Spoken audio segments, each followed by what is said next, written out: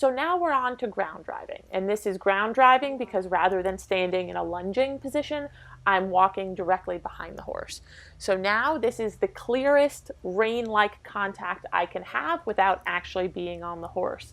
And with the contact from the reins, if you will, I can check how well the horse is steering, how well the whoa is working, and how well it's coming forward off of my voice commands or off a little tap from the whip.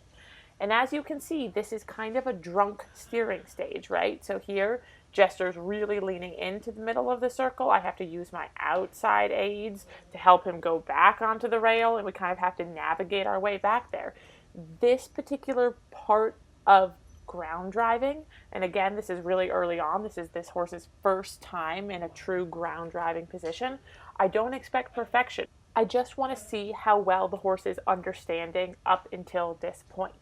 So as Jester's coming around, I'm having a pretty good feel on either side of his mouth, and these reins are attached to the bit, and here I'm starting to ask him to bend, turn, and I try to stay behind him for this so that it's truly him steering off the lines instead of me leading him with my body. And there he thought we were stopping, and I just had to have a little voice command forward, turning, and we continue to walk.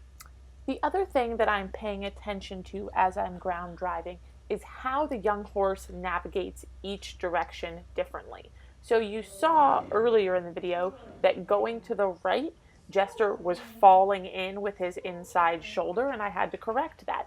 And as you'll see in the coming videos, that's a theme that continues under saddle. So the things that I'm noticing about how the horse is taking contact now, how the horse is steering now, those are all things that will then lead me to having a pretty good idea of how that horse is going to ride under saddle. And that's the other benefit of doing this groundwork, is that you not only give the horse the aids before you get on them, you also have some expectations of how that young horse will take the aids. And there I asked Jester to halt, which he did beautifully. And then I coil up my lines. I make sure to touch Jester on the butt so I don't startle him as I bring those lines over. And that's the end of the session.